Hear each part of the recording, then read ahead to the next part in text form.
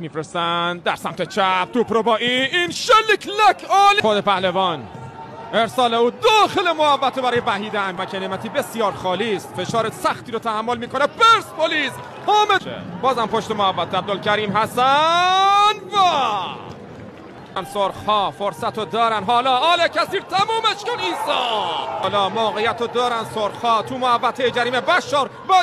دروازه خود ارسال انجام میدن، بوعلام خوخی ضربه سر و فرصت عالی، ارتش سرخ و یه ضد حمله طلایی به بیرون، حالا تمام نه واقعا ریباند توپ حامد یه سانتی را یک سر و حالا هم ببینیم ایسا خودشو جدا کرد از اکرم عفیف،